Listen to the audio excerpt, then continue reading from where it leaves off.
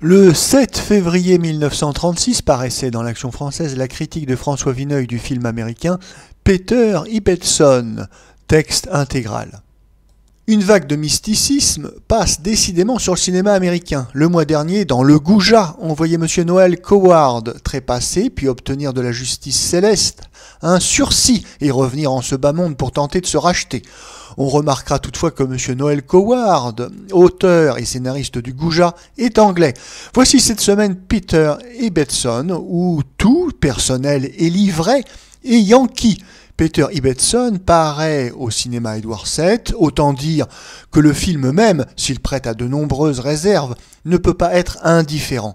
Avec le sympathique Studio 28, spécialisé dans le comique, le cinéma Édouard VII est la salle parisienne qui établit le plus intelligemment ses programmes. Peter Ibbetson débute à Paris vers 1820, ce qui soulève déjà une légère objection. Les Américains ont le sens de leur passé pittoresque, du vieux New York puritain, de la bourgade à demi indienne de Chicago. Quand ils veulent représenter l'ancienne Europe, ils ont toujours l'air un peu déguisés.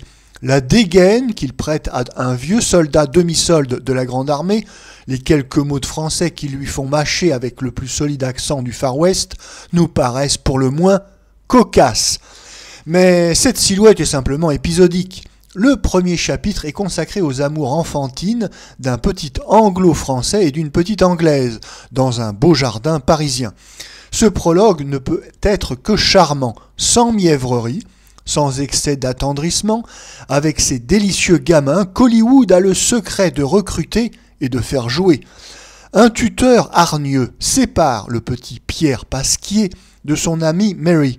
Il décide que l'enfant sera un véritable Anglais, il change son nom, il le nommera Peter Ibbetson. Peter, devenu un architecte de talent, est chargé 15 ou 20 ans plus tard de réparer des bâtiments dans un manoir de la province anglaise. Quelques rappels d'images discrets et ingénieux ne nous laissent aucun doute sur l'identité de la châtelaine. C'est Mary, qui a épousé un gentilhomme de campagne, rude, n'ayant d'autre passion que les chevaux. Peter n'en sait rien. Il manque de se brouiller avec la duchesse comme naguère avec sa petite voisine de jardin. Il découvre cependant qu'ils ont eu, dans la nuit, le même rêve. Ils en sont troublés. Tout cela est assez languissant et fade par le cadre et le ton. Nous côtoyons Georges Honnet, Octave Feuillet et Cherbulier. Toutefois, ces messieurs distingués n'auraient pas osé l'apostrophe mordante du duc, demandant un brûle-pourpoint et sans sourciller à Peter au bout de 2 mois « Auriez-vous l'obligeance de me dire depuis combien de temps vous aimez ma femme ?» Ce trait déclenche la catastrophe qui tardait beaucoup à venir.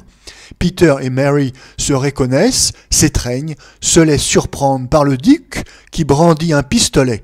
Peter détourne le coup, le duc reçoit en plein front sa propre balle. Le film, suivant la pente qu'il avait déjà prise, devait incliner à cet instant vers des péripéties mélodramatiques et la conclusion heureuse, happy end, exigée pour des amoureux aussi honnêtes et aussi longtemps accablés par le sort. Peter Ibbetson n'était plus dans ce cas qu'un feuilleton assez élégant, assuré d'ailleurs d'une estimable carrière par la qualité de ses interprètes, Gary Cooper, Anne Harding. Mais c'est à ce moment que le film se métamorphose, se remplit d'un mysticisme non plus théologique, mais amoureux, tristanesque. « Bel ami, ainsi va de nous, ni vous sans moi, ni moi sans vous. » La rigide justice d'Angleterre a jeté Peter dans un cachot.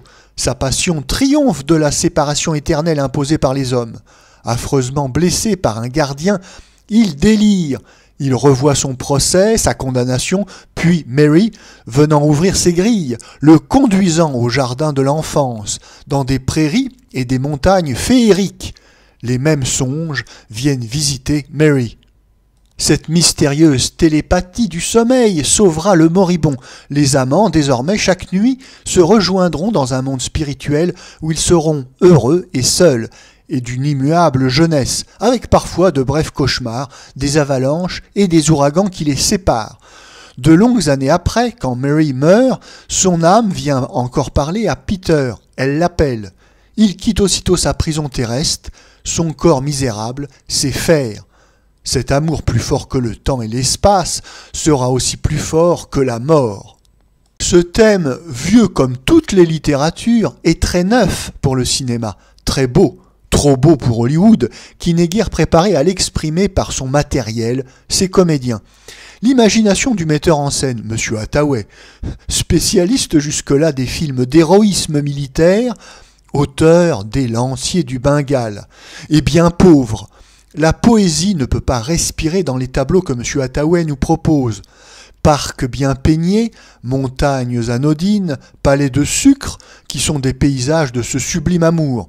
Le cinéma américain, si robuste et assuré dans le réalisme, aborde avec une extrême timidité un domaine où il aurait pourtant une liberté absolue d'invention. Il se cantonne dans des procédés de théâtre assez puérils et assez usagés. Puis, le charmant Gary Cooper, avec tout son talent, si direct, si humain, est trop marqué pour nous par ces innombrables rôles de troupier ou de forte tête. Ses ressources sont magnifiques et multiples.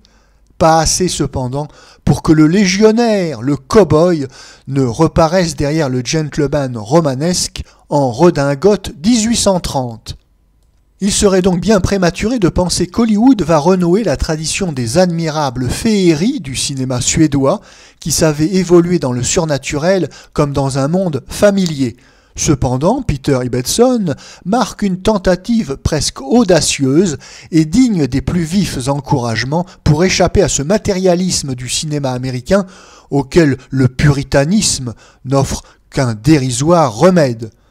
En nous montrant ce film, M. Frank, l'excellent directeur du cinéma Édouard VII, ne déroge pas au programme qu'il s'est tracé et qui fait sa place à des efforts incomplets mais attachants auprès des impeccables réussites.